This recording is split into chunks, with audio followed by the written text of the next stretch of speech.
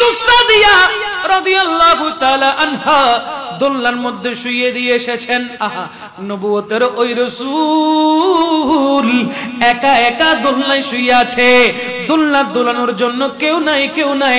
আমার আল্লাহ ডাক দিয়ে বলে, ও জিবরিল, তুমি যাও যাও যাও, আমার নবীকে দোলনা দিয়ে আসো, আমার নবীর দোলনা দিয়ে আসো। আমার নবীকে দোলনা দিতে দিতে আমার নবীকে ঘুম পাড়িয়ে দাও।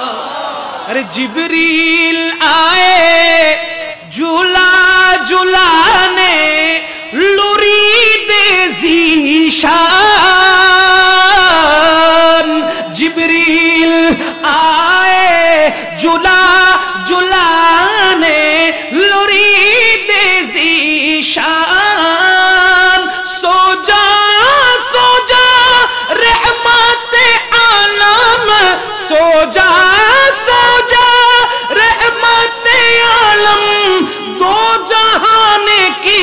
सुल्तान नबी जी।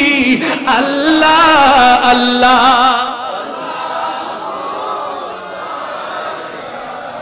इल्लाहु अल्लाह अल्लाह अल्लाहु ला इलाहा।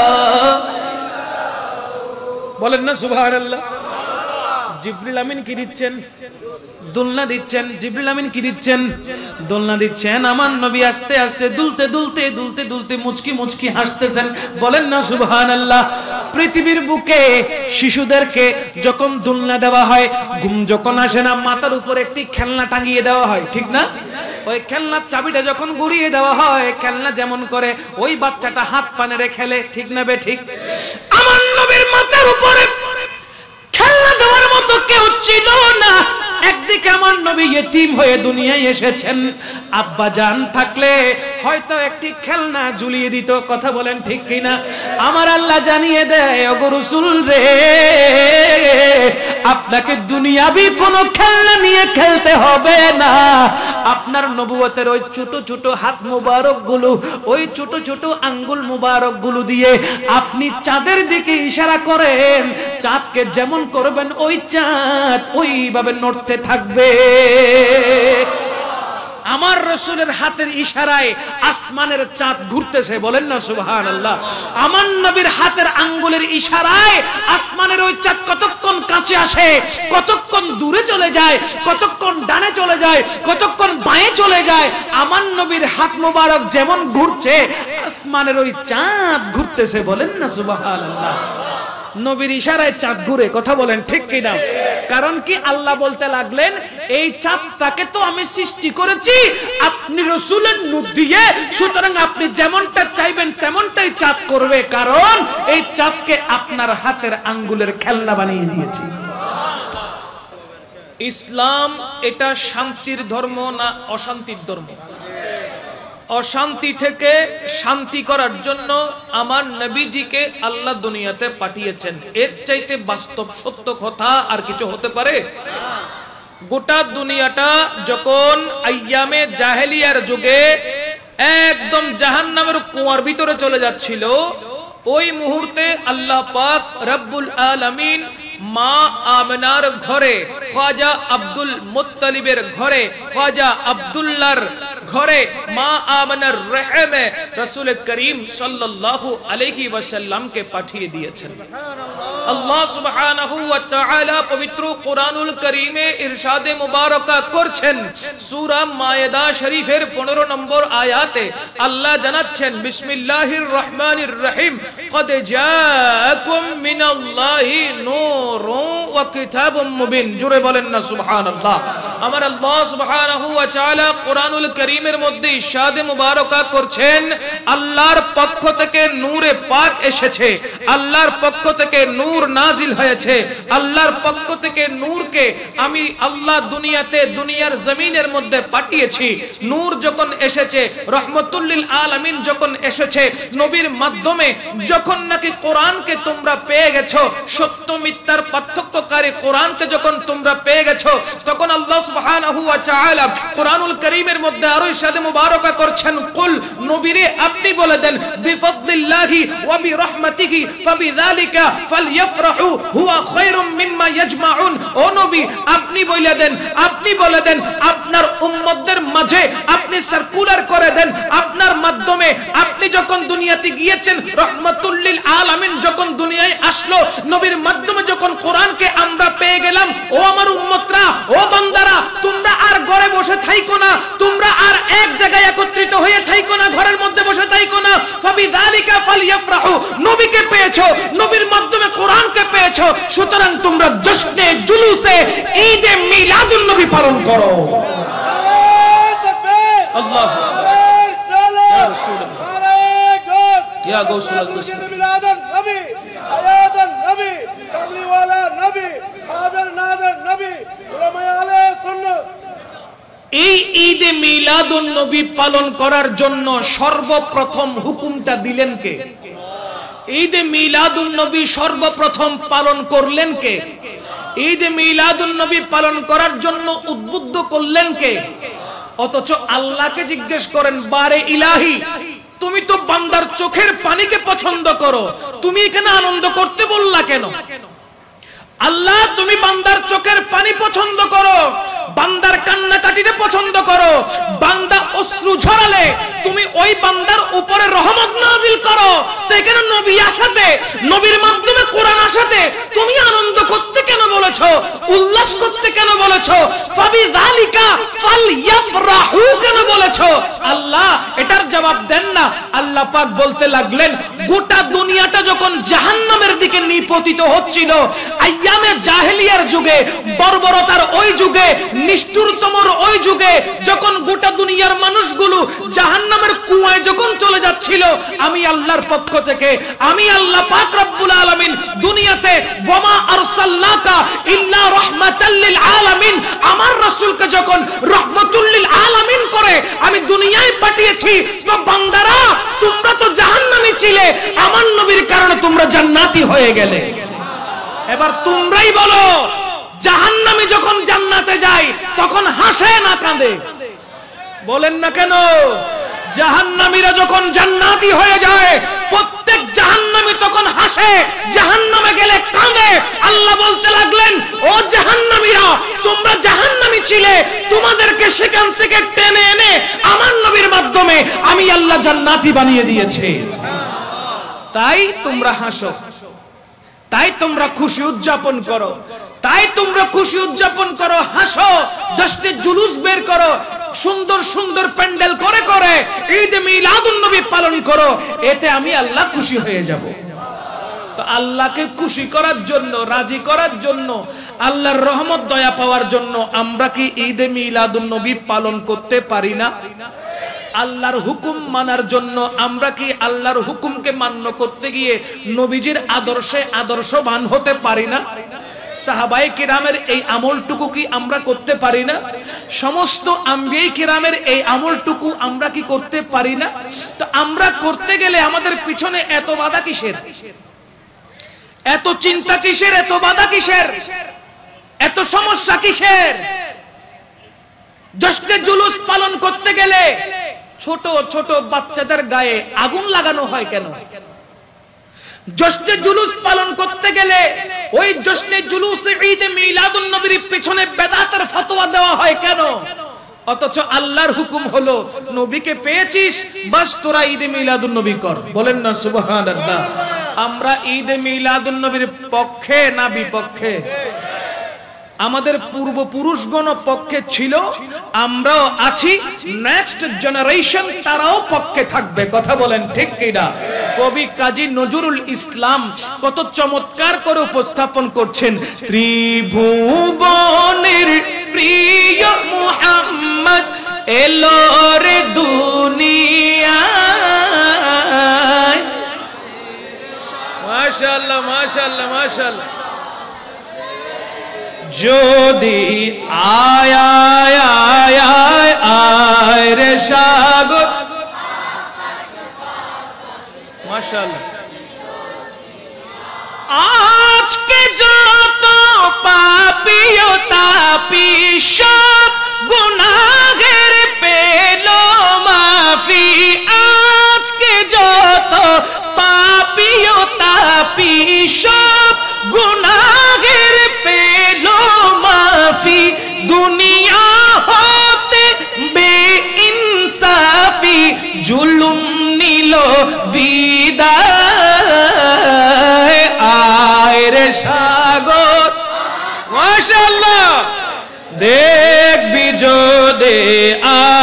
আয় আয় রে সাগর,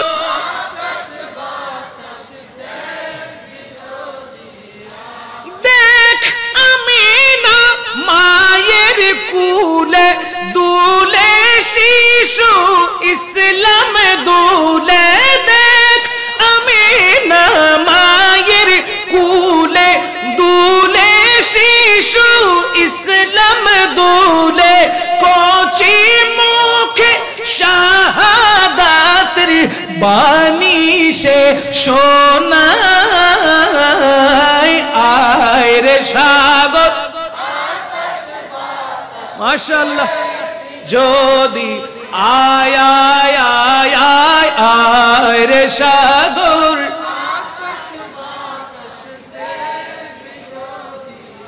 বলেন না সুবহানাল্লাহ, আর একটু জোরে বলেন। এবার আপনারা বলেন তো, কবি কাজী নজরুল ইসলামের এডুকেশন কোয়ালিফিকেশন কি ছিল? তিনি কি মাস্টার্স কমপ্লিট করেছে? তিনি কি ডক্টরেট করেছে? তিনি কি ইঞ্জিনিয়ার ছিল? তিনি কি পাইলট ছিল? তিনি কতটুকু পড়াশোনা করেছেন? ক্লাস 8 পর্যন্ত, ম্যাট্রিকও দেয় নাই, ম্যাট্রিকও দেয় নাই। কিন্তু দেখেন দেখেন, বাংলাদেশের জাতীয় কবি হিসেবে, বিদ্রোহী কবি হিসেবে পরিচিতি লাভ করেছে, ঠিক কি না? কবি কাজী নজরুল ইসলামের কলিজা ভরা আমার নবীর মুহাব্বত ছিল, ভালোবাসা ছিল। আমার নবীকে এমন করে ভালোবেসেছেন, বড় দুনিয়াবি কোন পড়ালেখা, দুনিয়াবি কোন সার্টিফিকেটের আমার প্রয়োজন নাই। আমার কলিজা ভরা আমার নবীর মুহাব্বত আছে, ওই মুহাব্বত নিয়ে নবীর কসিদা আমি লিখে যাব। নবীর আল্লাহু আকবার, ইয়া গোসল মুস্তাকি जिंदाबाद। ईद मिलादुन नबी है, दिल बड़ा मसरूर है, ईद दीवानों की तूबा रबीउन नूर है, सलातुन या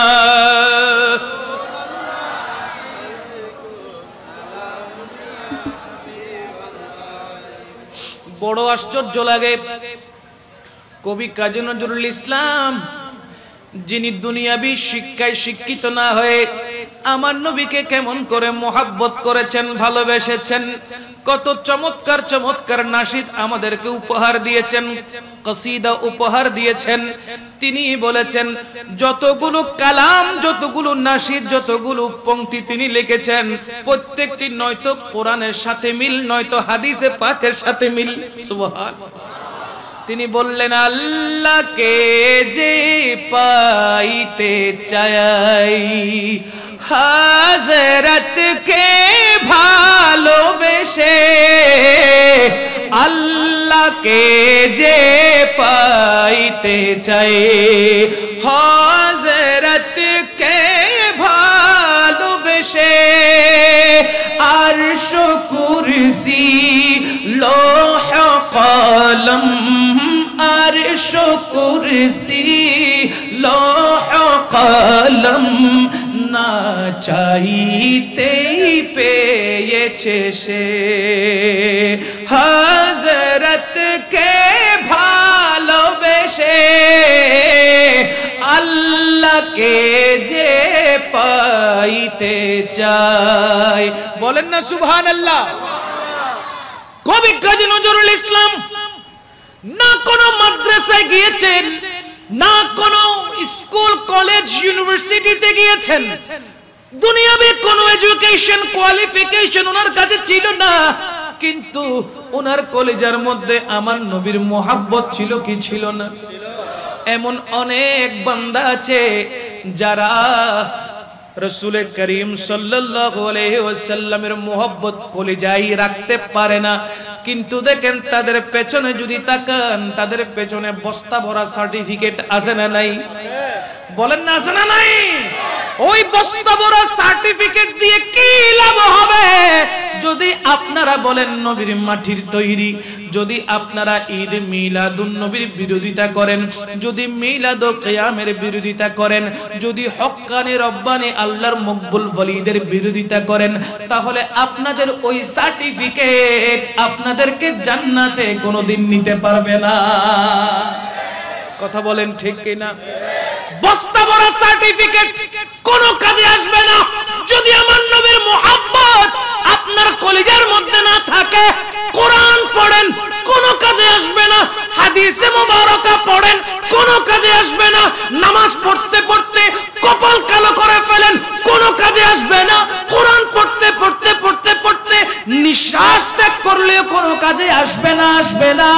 নফল রোজা রাখতে রাখতে, ফরজ রোজা রাখতে রাখতে মোটা তাজা থেকে যদি চিকন পাতলা হয়ে যান তাতেও কোনো কাজে আসবে না যদি আমার নবীর মুহাব্বত আপনার কলবে না থাকে, আপনার হৃদয়ে না থাকে। আপনার হৃদয়ে পটে যদি আমার নবীর মুহাব্বত না থাকে, ঈমান যখন আপনার থাকবে না, কোনো আমল দিয়ে কোনো কাজে আসবে না। কেননা আমার নবী হাদিসে মুবারকার মধ্যে ইরশাদে মুবারকা করছেন, ওয়া আন আনাস ইবনে মালিক রাদিয়াল্লাহু তাআলা قال قال رسول الله صلى الله عليه وسلم لا يؤمن احدكم حتى اكون احب اليه من ولده وولده والناس اجمعين او كما قال عليه السلام الا لا ايمان لمن لا محبه له। জোরে বলবেন না? আমার নবী জানিয়ে দেয়, ওগো আমার উম্মতেরা শুনো শুনো, ততক্ষণ পর্যন্ত তোমরা ঈমানদার হতে পারবে না, ততক্ষণ পর্যন্ত তোমরা ঈমানদার হতে পারবে না যতক্ষণ পর্যন্ত নিজের মাতা পিতার চাইতে বেশি, নিজের সন্তান সন্ততির চাইতে বেশি, ধন দৌলতের চাইতে বেশি, এমনকি নিজের জানের চাইতে বেশি আমি রাসূলকে মুহাব্বত করতে পারবে না, ততক্ষণ তোমরা প্রকৃত পক্ষে ঈমানদার হতে পারবে না।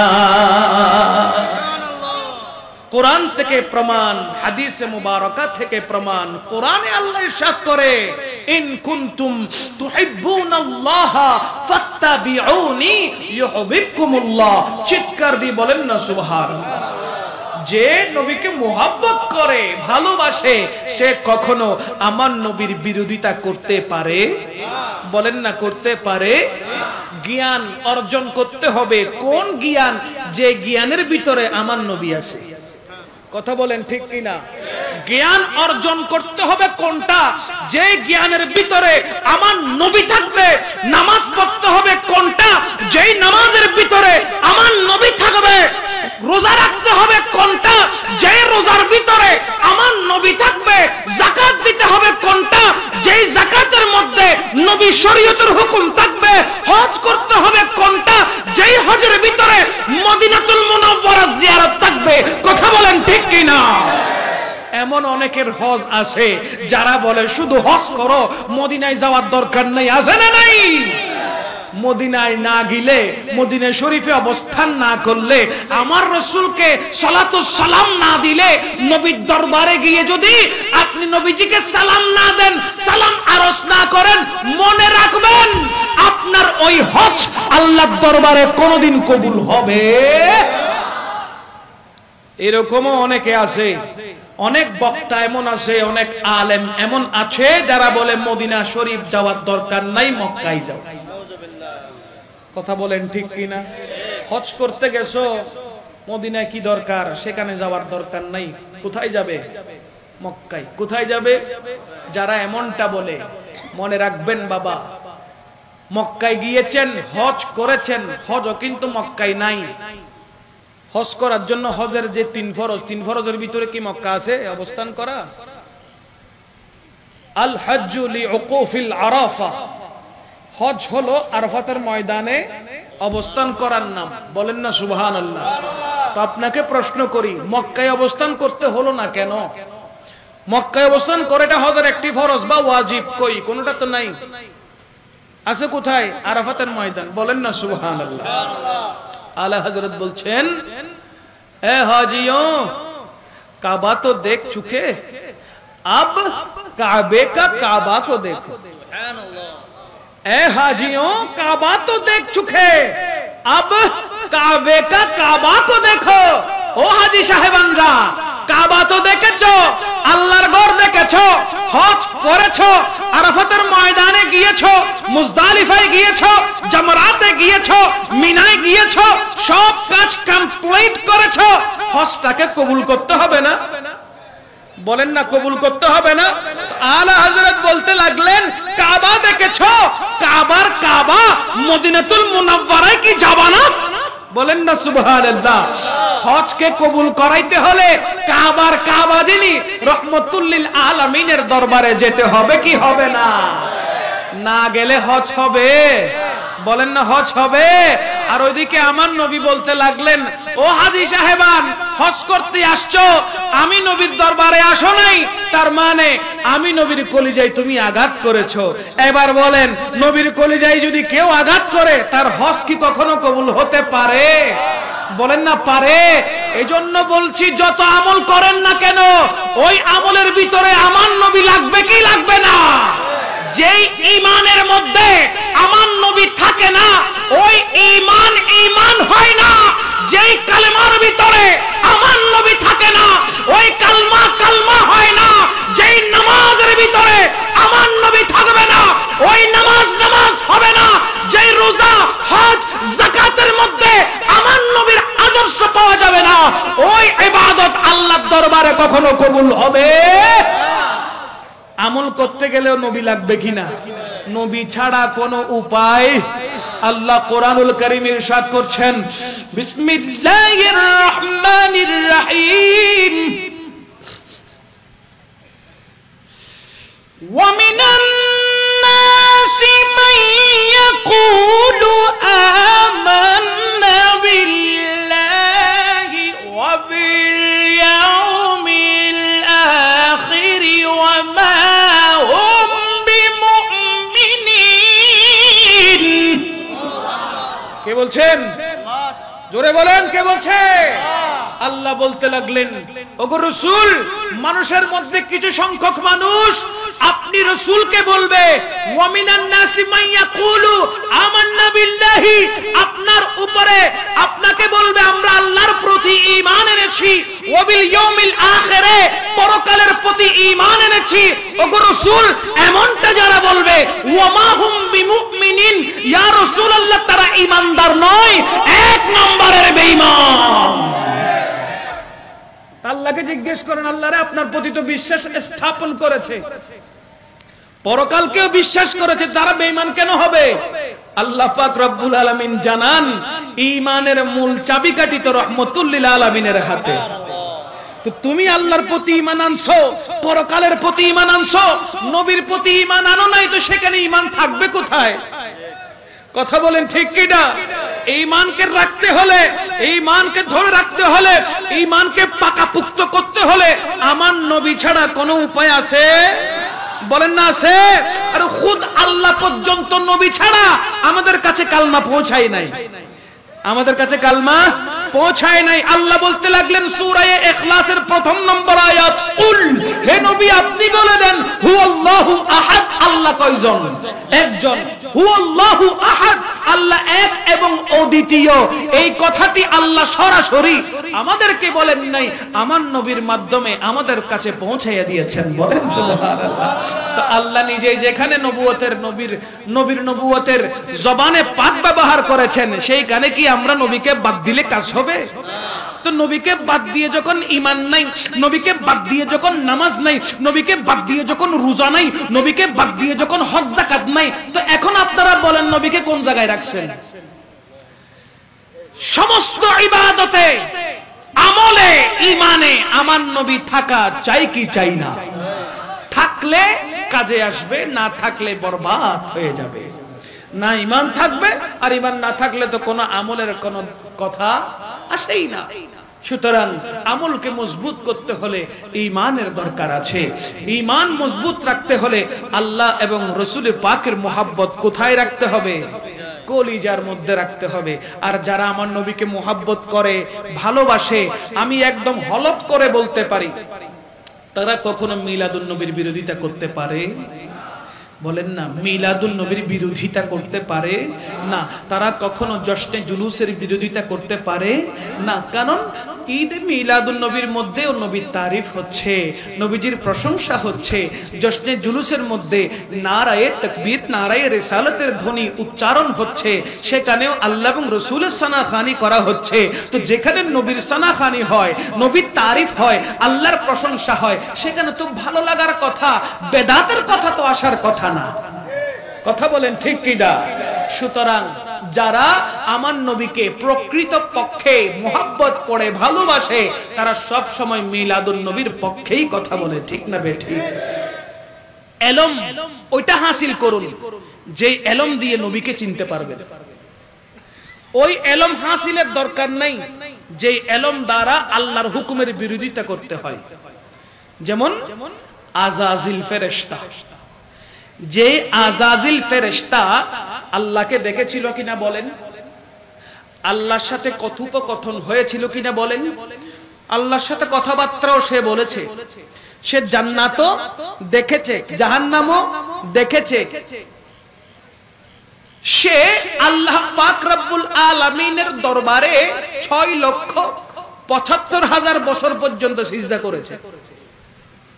6,75,000 বছর পর্যন্ত কি করেছে? সিজদা করেছে। তার নাম আযাজিল ফেরেশতা। আল্লাহ যখন বলেছে উসজুদু লি আদামা ফাসাজাদু ইল্লা ইবলিসা, আল্লাহ যখন হুকুম করেছেন আদমকে সিজদা করো, আদমকে সিজদা করো, তখন শয়তান ওই আযাজিল ফেরেশতা আল্লাহর সাথে তর্কে লেগে গেছে। বলেন না নাউজুবিল্লাহ। আল্লাহর সাথে তর্ক করলে আল্লাহ কি ছেড়ে কথা বলবে? আল্লাহ বলেছে করো, আমাদের কাজ হলো করা। আল্লাহ বলে করো না, আমাদের কাজ হলো করব না। বাস আমাদের কাজ হলো হুকুম মানা, আল্লাহর সাথে তর্কে জড়ানো নয়।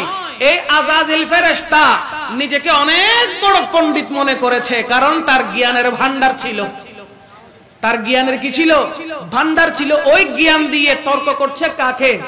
কার সাথে? আল্লাহর সাথে, স্রষ্টার সাথে। নগণ্য সৃষ্টি তর্কে লিপ্ত হয়েছে। কারণ কি? বলে তার ভিতরে অহংকার কাজ করেছে। তার ভিতরে কি কাজ করেছে? অহংকার কাজ করেছে।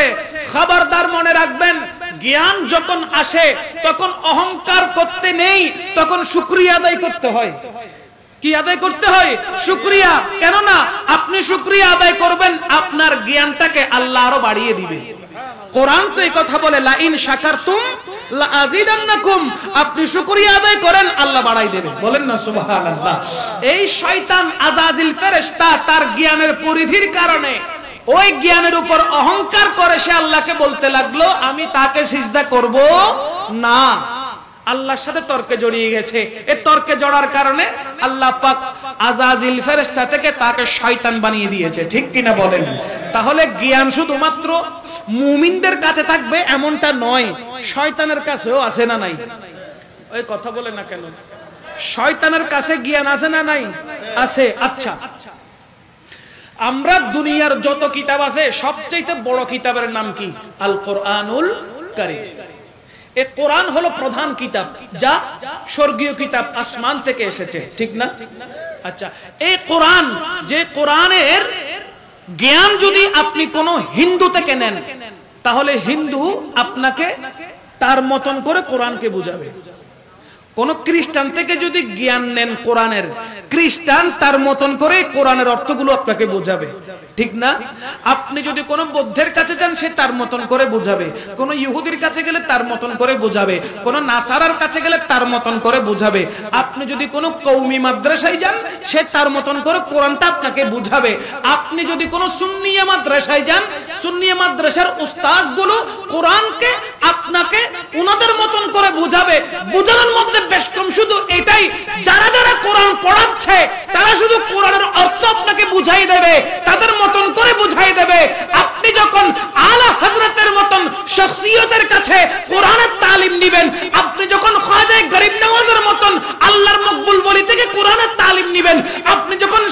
গিনেস রেকর্ডের প্রতিষ্ঠানগুলো থেকে কোরআনের তালিম যখন আপনি নেবেন, আপনি যখন গৌসুল আজম মাঝভান্ডারের দরবারে গিয়ে কোরআনের তালিম যখন আপনি নেবেন, তখন কোরআনের ভিতরে ভিতরে আপনার অন্তরে নবীর প্রেমটা ঢুকাইয়া দেবে। বলেন সুবহানাল্লাহ। শুধু কোরআন দিবে না, কোরআনের অনুবাদের ভিতরে ভিতরে, ব্যাখ্যার ভিতরে ভিতরে আমার নবীর প্রেম, আমার নবীর মুহাব্বত, আমার নবীর ভালোবাসা আপনার অন্তরের মধ্যে ফিট করে দেবে। বলেন না সুবহানাল্লাহ। তখন ওই প্রেম দিয়ে আপনার ব্রেনে যখন কোরআন বসে যাবে, আপনার সিনার মধ্যে, আপনার বক্ষের মধ্যে যখন কোরআনের স্থান পেয়ে যাবে, তখন যা বের হবে নবীর আদর্শ ছাড়া, নবীর হোসন ছাড়া, সৌন্দর্য ছাড়া, নবীর প্রশংসা ছাড়া, তারিফ ছাড়া আর অন্য কিছু বের হবে। এই জন্য কোরআনের তালিম নিতে হবে তাদের কাছ থেকে, যাদের কাছ থেকে কোরআনের তালিম নিলে কোরআনের পাশাপাশি কোরআনের মূল নির্যাস, কোরআনের মূল ব্যাখ্যা, কোরআনের মূল তাফসীর কি আছে সেটা যেন বুঝতে পারেন। তাই আপনাকে শিক্ষা গ্রহণ করতে হবে সুন্নিয়া মাদ্রাসায় গিয়ে। কথা বলেন ঠিক কিনা? আরো জোরে ঠিক কিনা? কোরআনকে কোরআনের মতন শিক্ষা গ্রহণ করতে চাইলে সুন্নি প্রতিষ্ঠান থেকে কোরআনের মূল নির্যাস নিতে হবে। যেখান থেকে কোরআন পড়লে আপনি সমস্ত সাহাবায়ে কেরামের এবং আল্লাহর মকবুল ওলিদের মুহাব্বত, ভালোবাসা আপনার অন্তরে নিতে পারবেন। আপনার অন্তরে নিলে হবে কি, আপনি যা বলবেন তা থেকে শুধু খুশবু বের হবে। বলেন না সুবহানাল্লাহ। দুর্গন্ধ ছড়াবে না, খুশবু বের হবে। যেমন আলা হযরত আজিমুল বরকত পরওয়ানায়ে শামঈ রিসালাত শাহ আহমদ রেজা খাঁ ফাজলে বেরলবি থেকে কনজুল ঈমান বের হয়েছে। এ বলেন না সুবহানাল্লাহ। তিনি এমন একজন জাতে পাক যার কলমের আগায় হায়াতে জিন্দেগির মধ্যে 1500 উপরে কিতাব তিনি লিখেছেন, যিনি সারা জীবনটা নবীর প্রেমে উৎসর্গ করে দিয়েছেন। তো যিনি নবীর প্রেমে নিজের জীবনটা উৎসর্গ করেছেন, 24 ঘন্টার মধ্যে যিনি মাত্র 2 ঘন্টা আরাম করতেন, সেটাও মুহাম্মদের সুরতে। বলেন না সুবহানাল্লাহ। তাহলে উনি কোরআনের তাফসীর করলে, উনি কোরআনে পাকের ব্যাখ্যা করলে, উনি কোরআনের তালিম দিলে সেইখানে কি নবীর খুশবু পাওয়া যাবে কি যাবে না? আপনি যদি কোরআনকে জিজ্ঞেস করেন, ও কোরআন তোমার ভিতরে আছে কি? কোরআন নিজেই বলবে আমার ভিতরে নবীর মুহাব্বত ছাড়া আর কিচ্ছু নাই, আমার ভিতরে নবীর মুহাব্বত ছাড়া আর কিচ্ছু নাই। এবার আপনারা বলেন, আপনারা ডিসিশন নেন, এই কোরআন পড়ে, এই কোরআন পড়ে আপনি কি নবী প্রেমিক হবেন নাকি গুস্তাখে রাসূল হবেন? আপনি কি আশিকে রাসূল হবেন না গুস্তাখে রাসূল হবেন? কোরআন পড়ে কেউ গুস্তাখে রাসূল হয়, কোরআন পড়ে কেউ আশিকে রাসূল হয়। বলেন না সুবহানাল্লাহ। আশিকে রাসূলের বৈঠকে বসলে আশিকে রাসূল হবেন, গুস্তাখে রাসূলের বৈঠকে বসলে গুস্তাখে রাসূল হবেন। কথা বলেন ঠিক কি না? এজন্য আমরা সব সময় কোরআন তাদের কাছ থেকে পড়ব, হাদিসে মুবারকা তাদের কাছ থেকে পড়ব যাদের বুকের ভিতরে নবীর প্রেম আছে, যাদের জবান দিয়ে নবীর তারিফ বের হয়। কথা বলেন ঠিক কি না? আল্লাহুম্মা সাল্লি আলা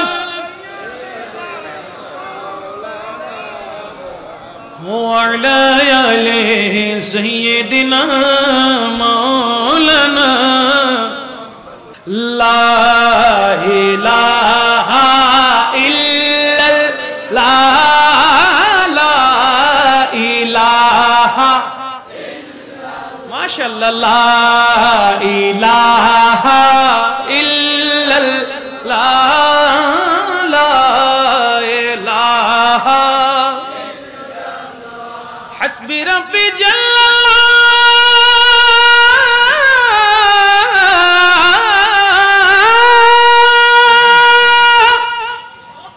ما في قلبي غير الله نور محمد صلى الله لا إله একটু জোরে জোরে লা ইলাহা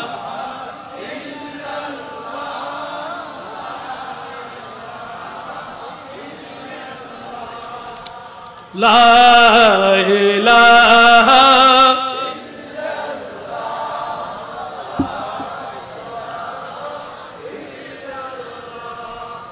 আল্লাহ সর্বশক্তিমান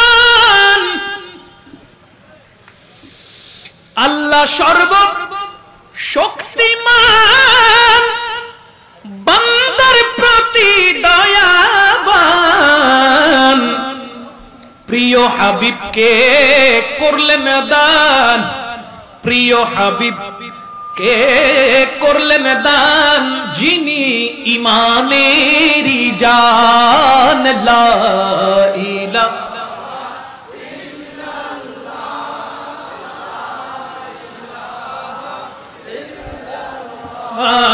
লা ইলাহা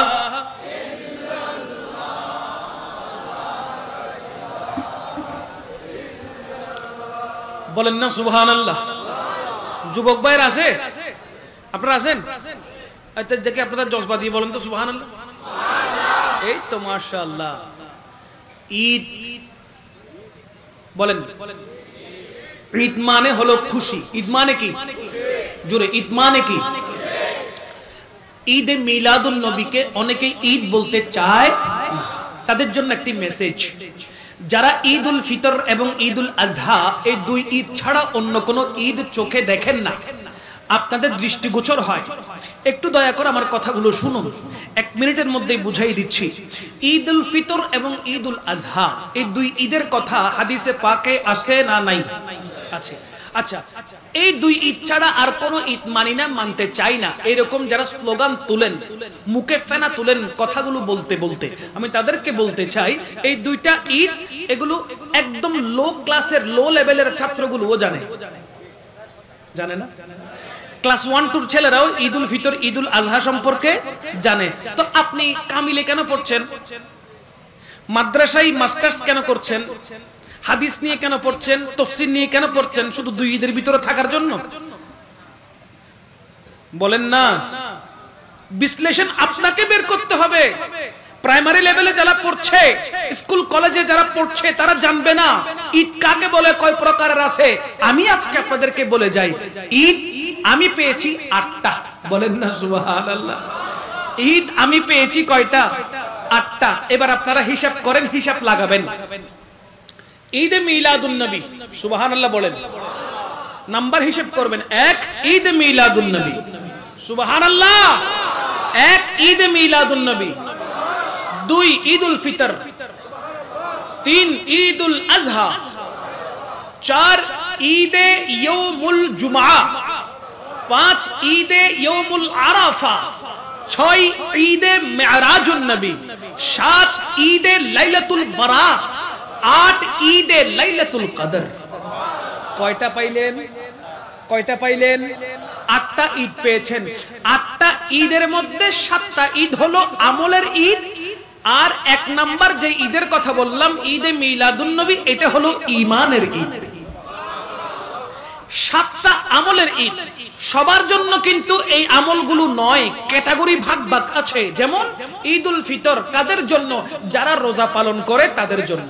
হাদিসে পাকে এসেছে যারা রোজা রাখবে না তাদের জন্য কোনো ঈদ উল ফিতর নাই, যারা রোজা রাখবে তাদের জন্য ঈদ উল ফিতর। অনেকেই আসে না, বয়স হওয়ার পরেও, বুড়া হওয়ার পরেও, বৃদ্ধ হওয়ার পরেও তারা রোজা রাখতে পারে না, এরকম অনেক নেককার মুরব্বি আছে না নাই? সুতরাং তাদের জন্য ঈদ উল ফিতর নাই। ঈদ উল আজহা কাদের জন্য? বলে যারা হালাল টাকায় ঈদ উল আজহা পালন করে। হালাল টাকায় যারা কুরবানির পশু ক্রয় করে তাদের জন্য ঈদ উল আজহা। যারা সুদখোর, যারা ঘুষখোর, ওই ঘুষের টাকায়, সুদের টাকায় যারা কুরবানির পশু ক্রয় করে, ওই পশু ক্রয় করতে পারবে, গোশত খাইতে পারবে, কুরবানি কি কবুল হবে? বলেন না হবে। তাহলে বোঝা গেল তাদের জন্য ঈদ উল আজহা নাই। এবার আসেন, জুমার দিনকে আল্লাহর রাসূল ঈদের দিন বলা হয়েছে কাদের জন্য? সর্বসাধারণ মুসলমানের জন্য নয়। আমার নবী বলেছেন জুমার ঈদ গরিব এবং মিসকিনদের জন্য। বলেন না সুবহানাল্লাহ। যারা গরিব মানুষ, মিসকিন মানুষ, তাদের জন্য জুমার ঈদ। আর ইয়ৌমে আরাফা, ঈদ উল আজহার ইয়ৌমে আরাফার দিবস, যেটা শুধুমাত্র হাজীদের জন্য। আল্লাহর রাসূল বলেছেন আরাফাতের দিনকে ঈদ বলেছেন। ওই ঈদ কাদের জন্য? শুধুমাত্র যারা হজ করতে গেছে, আরাফাতের ময়দানে যারা অবস্থান করছে তাদের জন্য হচ্ছে আরাফাতের দিন ঈদের দিন। বলেন না সুবহানাল্লাহ। এতগুলো ঈদ পাইলেন, সেখানেও সবার জন্য না, ভাগ ভাগ আছে। সবার জন্য না, কি আছে? ভাগ ভাগ আছে। 7টা আমলের ঈদের কথা বললাম, ওই আমলের ঈদগুলো তখনই আপনার কাছে আপনার আমল নামায় কবুল হবে যখন আপনি ঈমানের ঈদকে মানবেন।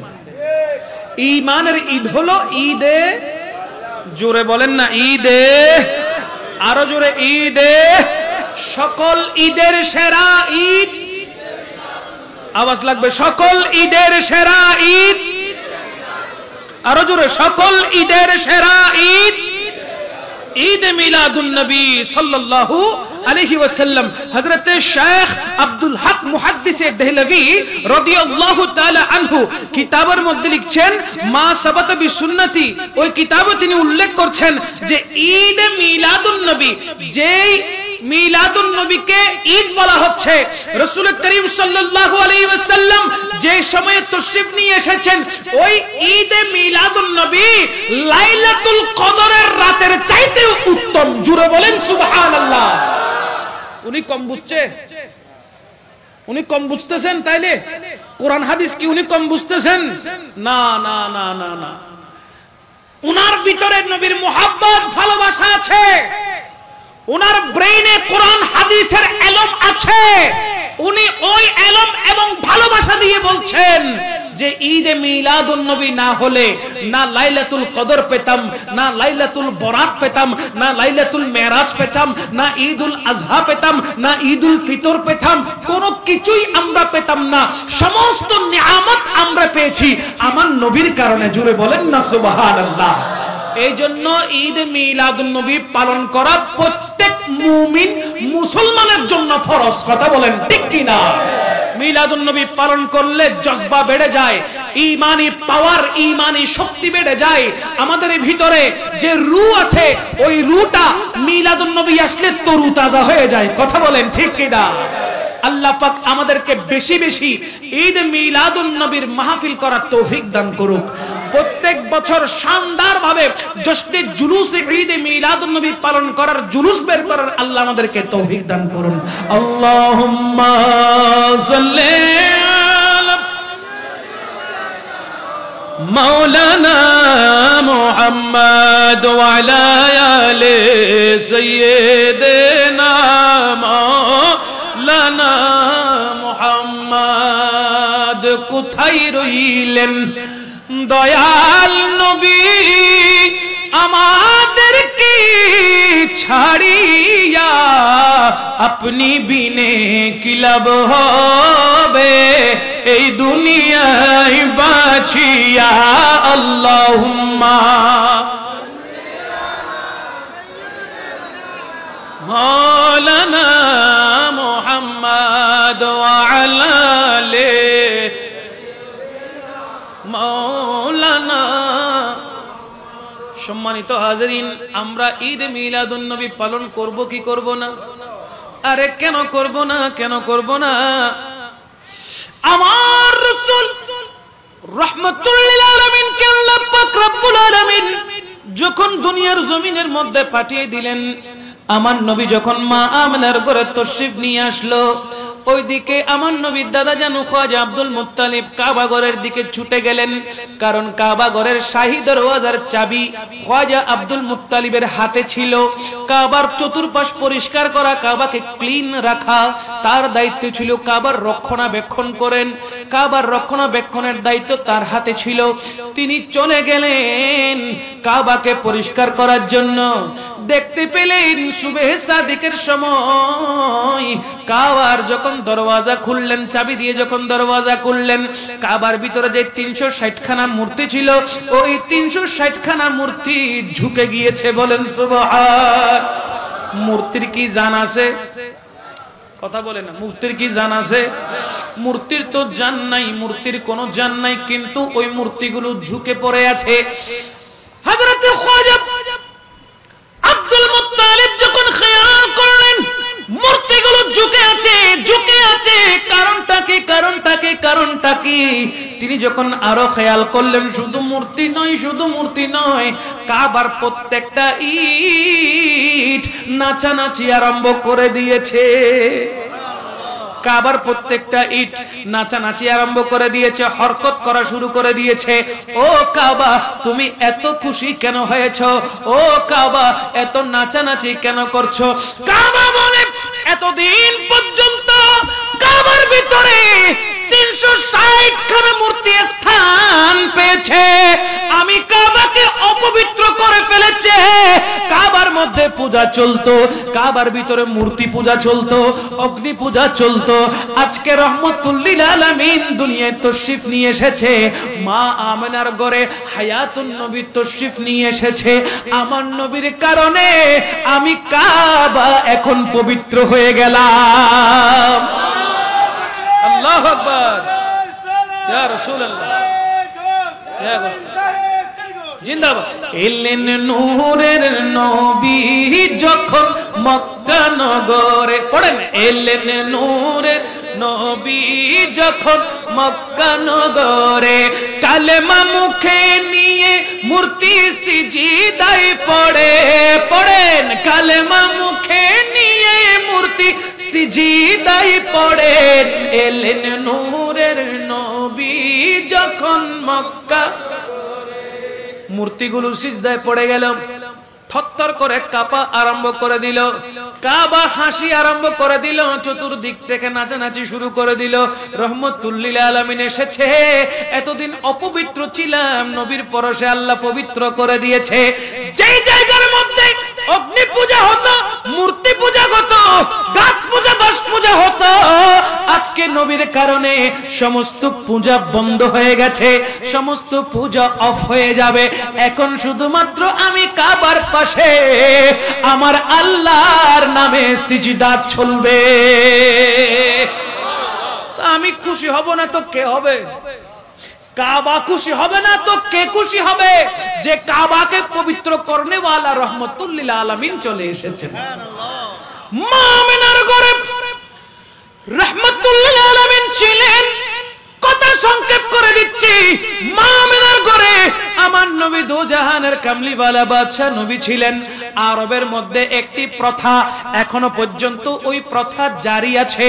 প্রথাটি হলো কোন নবজাতক সন্তান দুনিয়ায় তশরিফ নিয়ে আসলে ওই নবজাতক সন্তানকে আপন মায়ের পাশাপাশি দুধ মা রাখা হতো, ওই দুধ মা দুধ পান করানোর জন্য। এটা আরবের প্রথা ছিল, আছে, এখনো পর্যন্ত চলছে, চলমান রয়েছে। আমার হাল, আমার আমিনা রাদিয়াল্লাহু তাআলা আনহার ওই সন্তান দো জাহানের কামলিওয়ালা বাদশা নবী সরকারে পাক সাল্লাল্লাহু আলাইহি ওয়াসাল্লাম, আমার নবীর জন্য দুধমার খোঁজ খবর নেওয়া হলো। আমার নবীর বয়স একদিন থেকে যখন 8 দিন হলো, কয়দিন? 8 days, 8 দিন যখন হলো, যখন 8 দিন পার হতে লাগলো, একদিন, 2 দিন, 3 দিন, এভাবে হতে হতে 8 দিনে যখন পৌঁছে গেল, আসতেছে না, কেউ আসছে না। আমার নবীকে কুলে তুলে নেওয়ার জন্য কেউ আসছে না। তার কারণ হলো একটাই, রহমতুল লিল আলামিন সরকারে পাক সাল্লাল্লাহু তাআলা আলাইহি ওয়াসাল্লামের আব্বাজান আমার নবীর জন্মের আগে পর্দা মুবারক করেছেন। এখন কেউ যদি আমার নবীকে দুগ্ধ পান করার জন্য নিয়ে যায়, তাহলে যিনি দুগ্ধ পান করাবেন উনি মোটা অঙ্কের টাকা পাবেন, উপহার পাবেন। এখন যারাই আসে, যখন খবর পায় যে ওই শিশুটা ইয়েতিম হয়ে জন্মেছে, তখন কেউ আর সামনের দিকে যায় না, ঘরের মধ্যে যায় না, পেছন ফিরে চলে যায়। মা হালিমাতুস সাদিয়া রাদিয়াল্লাহু তাআলা আনহা তিনি যখন জানতে পারলেন এমন একটি বিষয়ের ঘটনা, 1, 2 দিন, 3 দিন, 4 দিন, 5 দিন করতে করতে ওই শিশুকে কেউ দুধ পান করাচ্ছে না, 8 দিন যখন হয়ে গেল, তখন হালিমাতুস সাদিয়া নিজের ঘর থেকে একটি কাফেলার সাথে সংযুক্ত হয়ে তার দুর্বল ওই গাধার উপরে সওয়ারি করে তিনি এবং তার স্বামীকে নিয়ে ওই শিশু বাচ্চা আব্দুল্লাহকে নিয়ে আসতে লাগলো মক্কাতুল মুকাররমার দিকে। সমস্ত কাফেলার মানুষ সামনের দিকে চলে গেছে, মা হালিমাতুস সাদিয়ার গাধা ওই পেছনে পড়ে আছে। কারণ কি? সেটা ভালো করে হাঁটতে পারে না, অনেক দুর্বল। আস্তে আস্তে আস্তে আস্তে করে করে আসতে লাগলো। মা হালিমাতুস সাদিয়া মক্কাতুল মুকাররমায় যখন পৌঁছে গেল, মা হালিমাতুস সাদিয়া এসে দেখে আমিনা রাদিয়াল্লাহু তাআলা আনহার ওই লাল ওই লখত জিগরকে কুলে তুলে নেওয়ার জন্য, দুগ্ধ পান করার জন্য কোনো দুধ মা পাচ্ছে না। কারণ একটাই, এই শিশুকে কেউ কুলে তুলে নিচ্ছে না, কারণ সে এতিম হয়ে জন্মেছে, তাই তাকে নিচ্ছে না। এখন হালিমাতুস সাদিয়া চিন্তা করলেন, যদি আমি ওই সন্তানকে কুলে তুলে নেই, একটা বার অন্তত পক্ষে দেখে আসি ওই সন্তানটা দেখতে কেমন। মা আমিনা রাদিয়াল্লাহু তাআলা আনহার সাথে হালিমাতুস সাদিয়া সাক্ষাৎ করে বলতে লাগলেন, আপনার কলিজার টুকরার সন্তানকে আমি একটু দেখতে চাই, আপনার কলিজার টুকরার সন্তানের জিয়ারত আমি একটু করতে চাই, আমি তাকে দুধ পান করানোর জন্য এসেছি। আমিনা রাদিয়াল্লাহু তাআলা আনহা হালিমাতুস সাদিয়ার এমন কথা শুনে মুচকি হেসে দিলেন। তিনি বুঝতে পারলেন হালিমাতুস সাদিয়া দুধ মা হিসেবে এসেছে। আমার নবী দো জাহানের কামলিওয়ালা নবী রাহমাতুল লিল আলামিনের চেহারায় পাক থেকে যখন কাপড় মুবারক সরানো হলো, মা হালিমাতুস সাদিয়া দেখা মাত্রই সুবহানাল্লাহ বলে চিৎকার দিয়ে দিল। আমার নবীকে দেখে হাই হুতাশ করতে লাগলো, ও আল্লাহ আল্লাহ, না জানি এত সুন্দর সন্তান যাকে দেখলে নিজের সন্তানের কথা ভুলে যায়, বলেন না সুবহানাল্লাহ। এমন সন্তান যার চেহারার দিকে তাকালে আর কোনো কিছু খেয়াল থাকে না, মনে থাকে না। এত সুন্দর সন্তান, না না না, টাকা পাই আর না পাই, স্বর্ণ পাই আর না পাই, উপহার পাই আর না পাই, এই সন্তানকে আমি আর কারো কুলে তুলে দিব না। মা হালিমা দেখে পাগল হয়ে গেছে, বলেন না সুবহানাল্লাহ। আম্মা জান হালিমাতুস সাদিয়া রাদিয়াল্লাহু তাআলা আনহা, তিনি আমার নবীকে দেখা মাত্রই পাগল পারা হয়ে গেলেন। হালিমাতুস সাদিয়া রাদিয়াল্লাহু তাআলা আনহা আমার নবীকে কুলে তুলে নিলেন, আদর করতে লাগলেন। আমার নবী মুচকি মুচকি হাসতেছেন। হায় হায় হায়, এটা কেমন হাসি, এটা কেমন হাসি! আমার রাসূল হাসলে আমার রাসূলের দাঁত মুবারক থেকে আলো বের হয়। আমার নবী হাসলে আসমানের ওই চাঁদ লজ্জা পেয়ে যায়, কারণ আসমানের চাঁদের সৌন্দর্য আমার নবীর হাসির সামনে মৃদু হয়ে যায়। হায় হায়, হালিমাতুস সাদিয়া আমার নবীর হাসি দেখে পাগল হয়ে গেল। ও আল্লাহ, এত চমৎকার করে কেমনে হাসে, সুবহানাল্লাহ, এত সুন্দর কেমন চেহারা, আল্লাহু আকবার। মা হালিমাতুস সাদিয়া কুলে তুলে নিলেন। কুলে তুলে নিয়ে ওনার হাজবেন্ড, ওনার স্বামীকে বলতেছেন যে তুমি আমাদের সন্তানকে নাও, আমি ওনাকে নেই, বলেন না সুবহানাল্লাহ। মানে আমার নবীকে আর কাউকে দিতে চাচ্ছে, আর কাউকে দিতে চাচ্ছে না। আচ্ছা, ওই সন্তানকে কুলে নিলেন, আমার নবীকে কুলে নিলেন। মা হালিমাতুস সাদিয়ার সাথে সাথে নিজের ডান পাশের স্তন মুবারক আমার রাসূলকে পান করতে দিলেন। আমার নবী বিসমিল্লাহির রহমানির রহিম বলে পান করা শুরু করলেন। সেখান থেকে ঘুরিয়ে যখন বাম স্তনের দিকে নিলেন, আমার নবী সেইখানে আর ঠোঁট মুবারক লাগাচ্ছে না। একবার নয়, দুইবার নয়, তিনবার নয়, বেশ কয়েকবার ট্রাই করলেন। আমার নবী সেইখানে আর ওই দুধ মুবারকের ঠোঁট মুবারক লাগাচ্ছে না। হালিমাতুস সাদিয়ার বুঝতে আর দেরি হলো না, তিনি বুঝে গেলেন। বলে আমার প্রথম সন্তান, আমার ওরসজাত সন্তান, যেই সন্তান এখনো শিশু রয়েছে, ওই সন্তানের হক আমেনার এই সন্তান রেখে দিয়েছে। শিশুকাল থেকে যিনি হক করতেছেন, ন্যায় প্রতিষ্ঠা করতেছেন, উনার মতন রহমত আর কি হতে পারে বাবা? হযরতে মা হালিমাতুস সাদিয়া রাদিয়াল্লাহু তাআলা আনহা আমার নবীকে কুলে তুলে যখন গাধার পিঠের সওয়ারি হলেন, তখন গাধা এতক্ষণ দুর্বল ছিল। আমার নবী ওঠার সাথে সাথে গাধার ভিতরে শক্তি চলে আসলো। শক্তি দিছে কে? বলেন না দিছে কে? গাধার মধ্যে স্পিড চলে আসলো, শক্তি পাওয়ার চলে আসলো। কেমন পাওয়ার? মা হালিমাতুস সাদিয়ার ঘর থেকে যখন বের হচ্ছিল, ওই গাধার কোনো শক্তি ছিল না। কাফেলা অনেক দূরে রেখে চলে আসলো। আমার নবী উঠার সাথে সাথে ওই গাদার মধ্যে এমন শক্তি প্রয়োগ হয়ে গেল, গোটা কাফেলার সমস্ত গাদাকে পেছনে রেখে মা হালিমাতুস সাদিয়ার গাদা সবার আগে চলে গেল।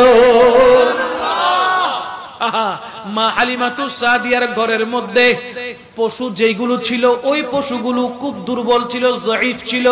পশুগুলোর মধ্যে একটি মহিষ, আরেকটি ছাগল, যারা কখনো দুধ দেয় নাই, আমার রাসূল সরকারে পাক যখন হালিমাতুস সাদিয়ার বাসভবনে প্রবেশ করলো, তখন দেখা যাচ্ছে গরুর দুধ এমন ভরপুর হলো, সেখান থেকে টপ টপ করে জমিনে পড়া আরম্ভ করে দিল। জোরে বলেন না সুবহানাল্লাহ। আরে রহমত আলম নূরে মুজাসসাম পড়েন, রহমত আলম নূরে মুজাসসাম, সাহাবারা আতর বানাই, আর জোরে, সাহাবারা আতর বানাই ওই নবীজির শান। রহমত আলম নূরে মুজাসসাম, রহমত আলম নূরে মুজাসসাম, সাহাবারা আতর বানাই ওই নবীজির ঘাম মুবারক, সাহাবারা আতর বানাই। আর বাজি হলো তো বিরক্ত লাগ না, শেষ করে দিন না বাজি। কেন মব বললে হইন না পারিবেন, আইও সিটিংগে এখানে মব বললে হন না বাজি পারিবেন না। আরে রহমত আলম নূরে সাম, রহমত আলম নূরে মুজাসসাম, সাহাবারা আতর বানাই ঘাম মোবারক, সাহাবারা আতর বানাই। চিনো মানো জানো কেমন আমার নবীজি, যাহার পাগল চন্দ্র সূর্য তারকারাজি, ঠিক না? চিনো মানো জানো কেমন আমার নবীজি, যাহার পাগল চন্দ্র সূর্য তারকারাজি, যাহার পাগল চন্দ্র সূর্য তারকারাজি। আরো শুনবানি সুন্দর কাহিনী, আরো শুনবানি সুন্দর কাহিনী, জান্নাতের রুমে রুমে লিখা নবীর নাম, জান্নাতের রুমে রুমে লিখা নবীর নাম। পড়েন রহমত আলম নূরে মুজাসসাম, রহমত আলম নূরে মুজাসসাম, সাহাবারা আতর বানাই গাম মুবারক, সাহাবারা আতর বানাই।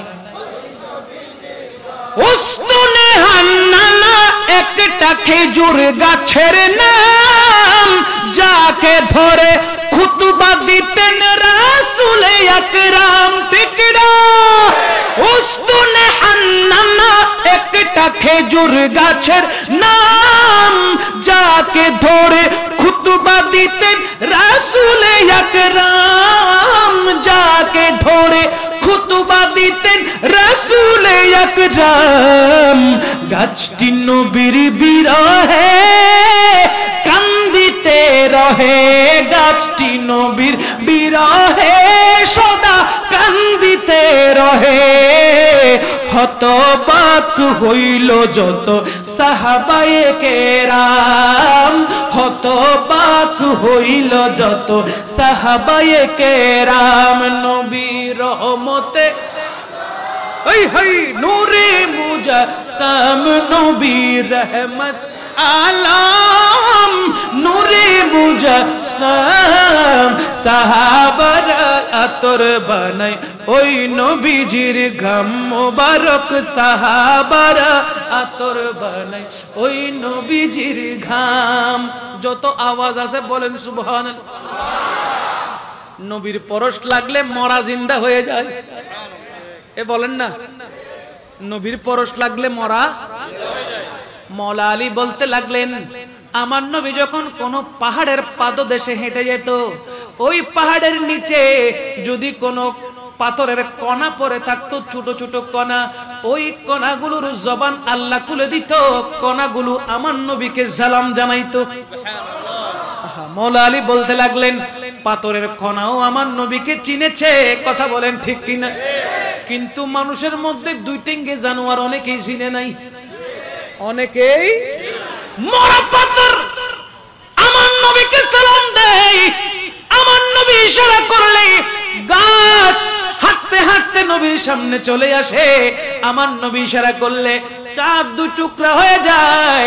আমার নবী ইশারা করলে ডুবে যাওয়া সূর্য আবার উঠে যায়। ঠিক কি না? আমার নবী ইশারা করলে মুষ্টির ভিতরে ওই হাতের ওই পাথরগুলোর জবান খুলে যায়। কিন্তু মানুষের মধ্যে এমন অনেক মানুষ আছে, আবু জেহেল যেই রকম ঈমান আনে নাই, দুনিয়ায় এমন অনেক মানুষ আছে ঈমান আনার পরেও আবার মুনাফিকি করে। কথা বলেন ঠিক কি না? মুনাফিকদের স্থান কোথায় আমার নবী জানিয়ে দিচ্ছেন, ইন্নামাল মুনাফিকুনা ফিদ-দারকিল আসফালে মিনান নারে। মুনাফিকের স্থান হলো জাহান্নামের সর্বনিম্ন স্তরে, যাকে বলা হয় দরকে আসফাল। জুড়ে বলেন নাউজুবিল্লাহ। আমরা জান্নাতি হতে চাই না জাহান্নামী হতে চাই?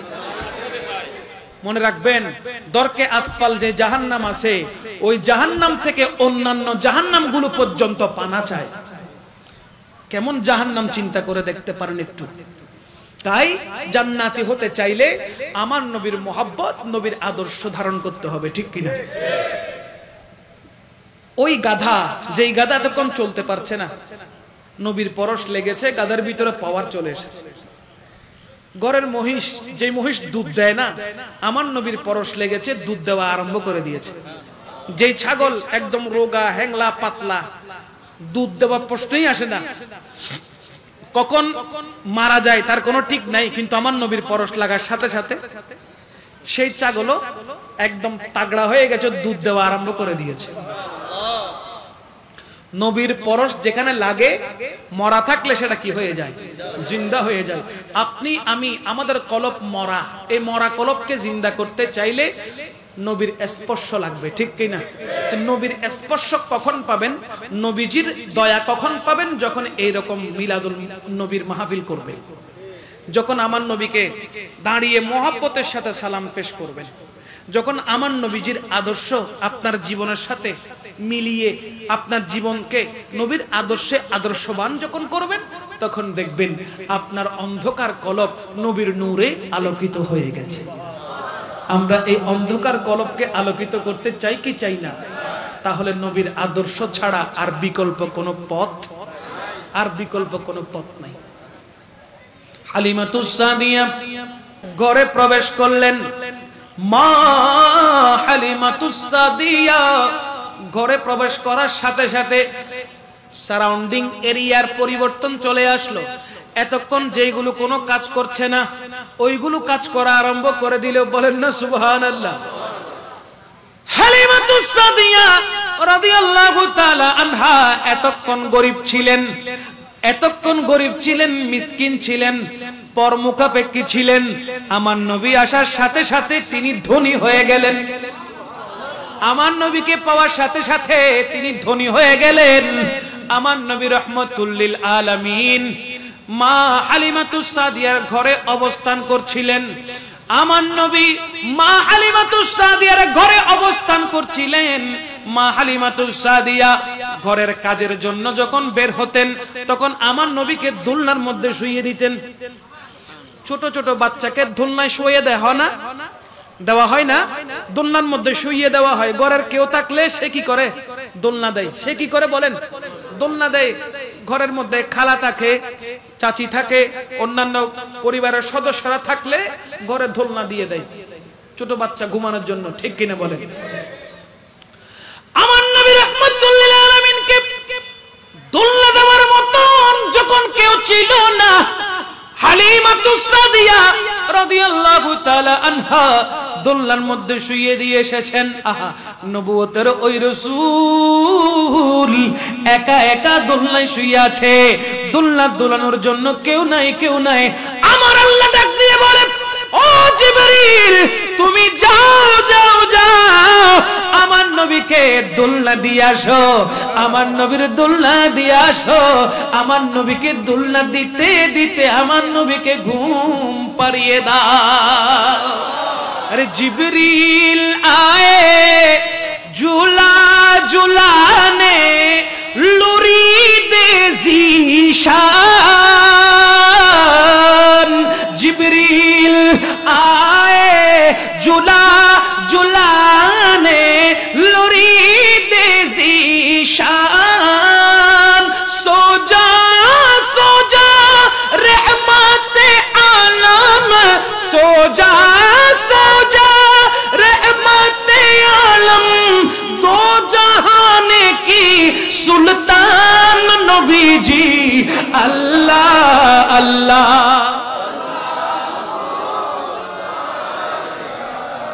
इल्लाहु अल्लाह अल्लाह अल्लाहु ला इलाहा। বলেন না সুবহানাল্লাহ। জিবরিল আমিন কি দিচ্ছেন? দোলনা দিচ্ছেন। জিবরিল আমিন কি দিচ্ছেন?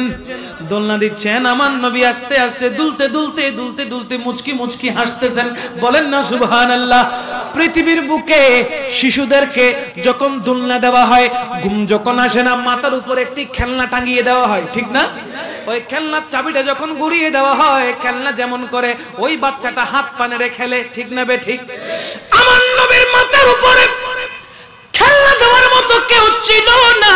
একদিকে আমার নবী ইতিম হয়ে দুনিয়ায় এসেছেন, আব্বা জান থাকলে হয়তো একটি খেলনা ঝুলিয়ে দিত। কথা বলেন ঠিক কিনা? আমার আল্লাহ জানিয়ে দেয়, ওগো রাসূল রে, আপনাকে দুনিয়াবি কোনো খেলনা নিয়ে খেলতে হবে না। আপনার নবুয়তের ওই ছোট ছোট হাত মুবারক গুলো, ওই ছোট ছোট আঙ্গুল মুবারক গুলো দিয়ে আপনি চাঁদের দিকে ইশারা করেন। চাঁদকে যেমন করবেন ওই চাঁদ ওইভাবে নড়তে থাকবে। আমার রাসূলের হাতের ইশারায় আসমানের চাঁদ ঘুরতেছে। বলেন না সুবহানাল্লাহ। আমার নবীর হাতের আঙ্গুলের ইশারায় আসমানের ওই চাঁদ কতক্ষণ কাছে আসে, কতক্ষণ দূরে চলে যায়, কতক্ষণ ডানে চলে যায়, কতক্ষণ বাঁয়ে চলে যায়। আমার নবীর হাত মোবারক যেমন ঘুরছে, আসমানের ওই চাঁদ ঘুরতেছে। বলেন না সুবহানাল্লাহ। নবীর ইশারায় চাঁদ ঘুরে। কথা বলেন ঠিক কিনা? কারণ কি? আল্লাহ বলতে লাগলেন, এই চাঁদটাকে তো আমি সৃষ্টি করেছি আপনি রাসূলের নূর দিয়ে, সুতরাং আপনি যেমনটা চাইবেন তেমনটাই চাঁদ করবে। কারণ এই চাঁদকে আপনার হাতের আঙ্গুলের খেলনা বানিয়ে দিয়েছি। দুনিয়ার কি দরকার নাই খেলনার। আসমানের চাঁদ নিয়ে খেলবে আমার নবী, ঠিক কিনা? আল্লাহ বলতেছেন আসমানের চাঁদ নিয়ে খেলেন, আপনি আসমানের চন্দ্র নিয়ে খেলেন, তারা নিয়ে খেলেন, সূর্য নিয়ে খেলেন। বলেন না সুবহানাল্লাহ। আমার নবী ধীরে ধীরে বড় হতে লাগলেন। 2 বছর সর্বপ্রথম মা হালিমাতুস সাদিয়ার নিগরানাতি ছিল। 2 বছর মা হালিমাতুস সাদিয়ার কাছেই ছিল। 2 বছর পরে আবার কিছুদিনের জন্য হযরতে হালিমাতুস সাদিয়া মা আমিনা রাদিয়াল্লাহু তাআলা আনহার হাতে হ্যান্ডওভার করলেন আমার নবীকে। কিছুদিন আবার সেখানে থাকার পর আবার মা হালিমা নিয়ে আসছেন। সুবহানাল্লাহ। এইভাবে শিশুকাল 5 বছর হালিমাতুস সাদিয়ার কাছেই আমার নবী ছিলেন। বলেন না সুবহানাল্লাহ। হায় হায় হায় হায়, কেমন নবী, কেমন রহমতুল লিল আলামিন। বাবা যখন ধীরে ধীরে সন্তান যখন বড় হয়, সন্তানকে নিয়ে বাবা কতক্ষণ এখানে যায়, কতক্ষণ ওখানে যায়। সন্তান জিজ্ঞেস করে, আব্বু ওইটা কি করে কি করে না। বাবার কাঁধের উপর চড়ে, আব্বু এই পাখিটার নাম কি, এই গাছের মধ্যে যে ফল ধরেছে ওই ফলের নাম কি, জিজ্ঞেস করে কি করে না। সন্তানকে নিয়ে বাবা কতক্ষণ চিড়িয়াখানায় গিয়ে বিভিন্ন পশুর সাথে পরিচয় করায় কি করায় না। বিভিন্ন জায়গায় ঘুরতে নিয়ে যায় না। আমার নবী কি সেই সুযোগ পেয়েছে? বলেন না। আমার আল্লাহ জানাচ্ছেন, ইয়া রাসূলুল্লাহ, ছোটবেলায় আপনি দুনিয়া তশরিফ রাখার আগে আপনার আব্বাজানকে আমি নিয়ে এসেছি। আপনি রাসূলকে ঘোরানোর দায়িত্ব আমি খুদ আল্লাহ। আপনি রাসূলকে ঘোরানোর দায়িত্ব খুদ আমি আল্লাহর তাই কোরআন বলছে বিসমিল্লাহির রহমানির রহিম সুবহানাল্লাহ আর কেন জোরে হম বলি বিসমিল্লাহির রহমানির রহিম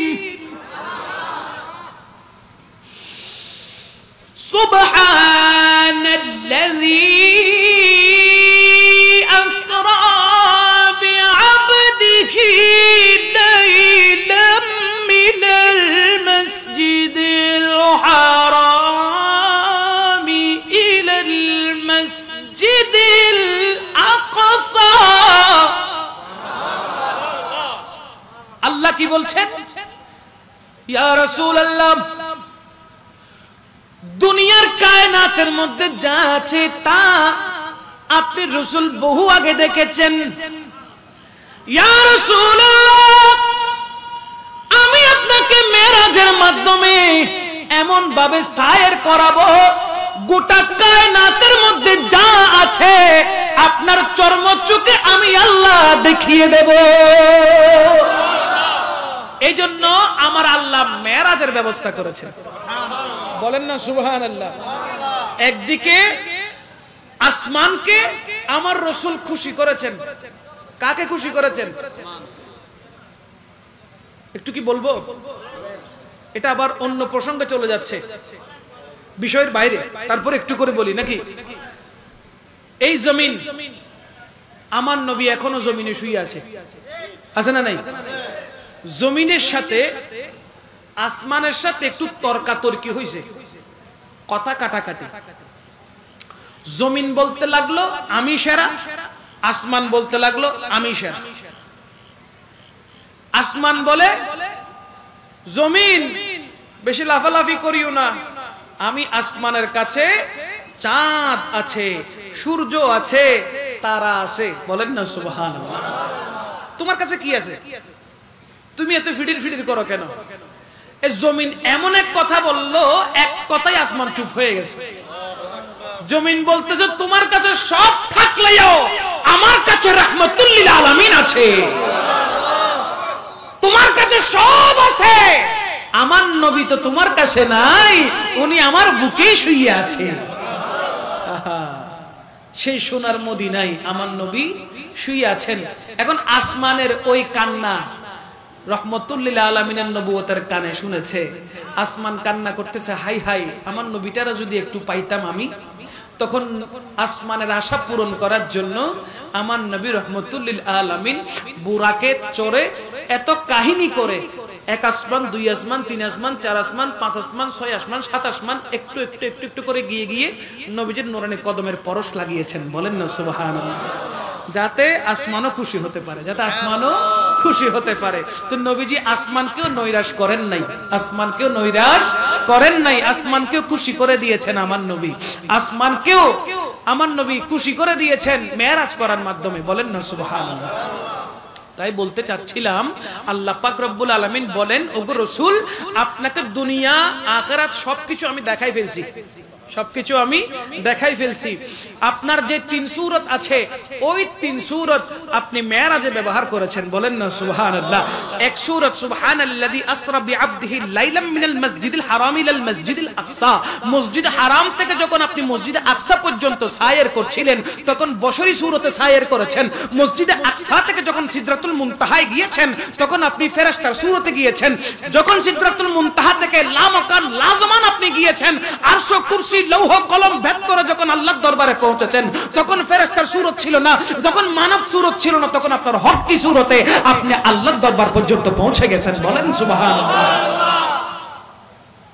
আমার নবী রহমতুল লিল আলামিনকে আল্লাহ এত বেশি ভালোবাসেন আল্লাহ নিজ দায়িত্বে আমার নবীকে গোটা কায়নাতকে দেখিয়েছেন চর্মচোখে বলেন না সুবহানাল্লাহ এটা দুনিয়াকে দেখানোর জন্য দুনিয়াকে দেখানোর জন্য এমনটা যেন না হয় এমনটা যেন না হয় এমনটা যেন না হয় যে আমার রাসূল করিম সাল্লাল্লাহু আলাইহি ওয়াসাল্লাম পিতা হারিয়ে কষ্ট পেয়েছেন এমনটা যেন না হয়। আমার আল্লাহ পাক নিজ দায়িত্বে সবকিছু পালন করিয়েছেন, বলেন না সুবহানাল্লাহ। কত রহমত করেছেন আল্লাহ আমার নবীর উপর, কত দয়া করেছেন আল্লাহ আমার নবীর উপর। সেই নবী দো জাহানের কামলিওয়ালা বাদশা নবীর প্রতি জান কুরবান হয়ে যায় যখন আমার নবীজি সরকারে পাক সাল্লাল্লাহু আলাইহি ওয়াসাল্লাম উম্মতের জন্য রব্বি হাবলি উম্মতি বলে বলে বারবার কান্না করেন। কথা বলেন ঠিক কিনা? এখনো পর্যন্ত আমার নবী মদিনাতুল মুনাওয়ারায় উম্মতের মায়ায় কান্না করছে কি করছে না? আওয়াজ দিয়ে বলেন, করছে কি করছে না? সুতরাং মনে রাখবেন, রাসূল করিম সাল্লাল্লাহু আলাইহি ওয়াসাল্লাম রাজি তো সব রাজি, আমার নবী নারাজ তো সব বরবাদ। দুনিয়াও বরবাদ, আখিরাতও বরবাদ, কবরেও অশান্তি, আখিরাতেও অশান্তি। সুতরাং আমাদের কাজ হবে নবীজির দরবারে সব সময় সারেন্ডার করা, নবীজির শান ও মান আজমত নিয়ে কথা বলা। পারবো কিনা বলেন? ইনশাআল্লাহ বলবেন না? কে কে পারবেন একটু দুই হাত তুলে নারায়ে তাকবীর, আল্লাহু আকবার। তো ছুটো নারায়ে তাকবীর, নারায়ে তাকবীর, নারায়ে রিসালাত, নারায়ে গাউসিয়া, শহনশাহে মদিনা, জশ্নে জুলুস ঈদ মিলাদুন নবী, সুন্নি সম্মেলন, সকল ঈদের সেরা ঈদ, সকল ঈদের সেরা ঈদ, সকল ঈদের সেরা ঈদ, শহনশাহে শ্রীকোট। জোরে বলেন না সুবহানাল্লাহ। আল্লাহ পাক রব্বুল ইজ্জত আমাদের সকলের বৈঠককে কবুল করুক, সকলের হাজিরিকে কবুল করুক, আজকের মাহফিলকে কবুল করুক, যারা উপস্থিত হয়েছি সকলের হাজিরিকে কবুল করুক। আমিন বলেন। আল্লাহুম্মা সাল্লি আলা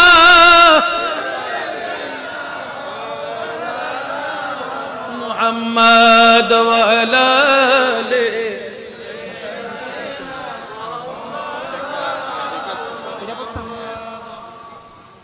ইচ্ছা করলে জানের নবী থাকতে পারতেন আরশে, উম্মতেরি মায়ায় নবী শুয়ে আছেন মদিনায়। আল্লাহুম্মা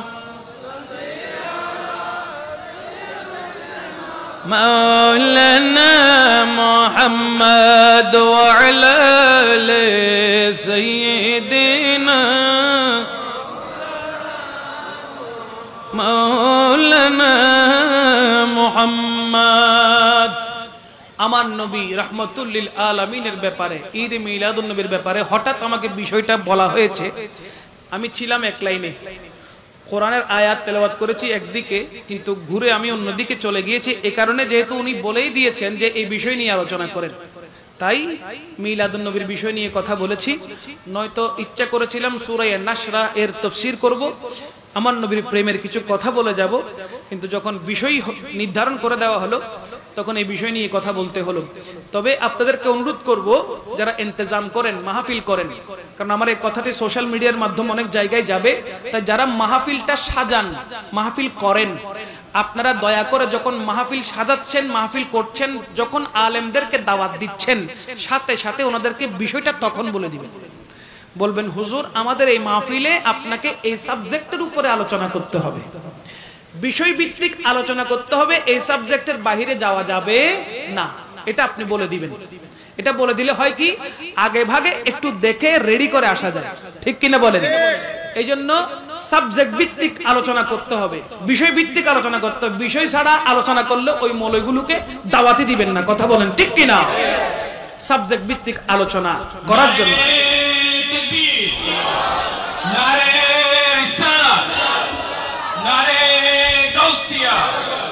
আহলে সুন্নাত ওয়াল জামাত প্রধান বক্তার আগমন, শুভেচ্ছার স্বাগতম, আহলান সাহলান, মারহাবা মারহাবা। প্রধান বক্তার আগমন, নারে তাকবীর, নারে রিসালাত, নারে গাউসিয়া, আহলে সুন্নাত ওয়াল জামাত। আলহামদুলিল্লাহ সুম্মা আলহামদুলিল্লাহ। আমাদের আজকের এই আজিমুশান সুন্নি সম্মেলনের সম্মানিত প্রধান আকর্ষণ আমাদের মাহফিলের মঞ্চে তশরিফ এনেছেন। আমি মাহফিল ইন্তেজামিয়া কমিটির পক্ষ হতে হুজুরকে আন্তরিক ধন্যবাদ এবং মোবারকবাদ জানাচ্ছি। বলেন না মারহাবা। এত ছোট করে কইলেন আপনি, একা জোরে হন মারহাবা। আমার মোহাব্বতের প্রিয় ভাই সৈয়দ মুকাররম বারি হুজুর মুদ্দাজিলহুল আলী আজকের মাহফিলের রৌনক, আজকের মাহফিলের প্রধান আকর্ষণ আমাদের মাঝে তশরিফ নিয়ে এসেছেন। সবাই চিৎকার দিয়ে বলেন মারহাবা। আল্লাহ পাক রব্বুল ইজ্জত ওনার তশরিফ আওয়ারিকে কবুল করুক, আমিন বলেন। বলতে চেয়েছিলাম কি, ঈদে মিলাদুন নবী সাল্লাল্লাহু আলাইহি ওয়াসাল্লামের চাইতে বড় ঈদ হতে পারে না। এটা হলো ঈমানের ঈদ, বাকি সব আমলের ঈদ। ঈমান ঠিক থাকলে যেরকম নামাজ, রোজা, হজ, যাকাত সব ঠিক থাকবে, ঈদ মিলাদুন নবী ঠিক থাকলে বাকি ঈদও ঠিক থাকবে। ঠিক কিনা বলেন? নয়তো ঈদে মিলাদুন নবী না মানলে তার জন্য ঈদুল ফিতর, ঈদুল আজহা, ঈদুল জুমআ, ঈদুল আরাফা কোনো কিছুই ঈদ হবে না। আল্লাহ পাক রব্বুল ইজ্জত ঈদ মিলাদুন নবীর মাধ্যমে আমাদের ঈমানের চেতনাকে বাড়ার তৌফিক দান করুন। সবাই জুড়ে বলেন না আমিন।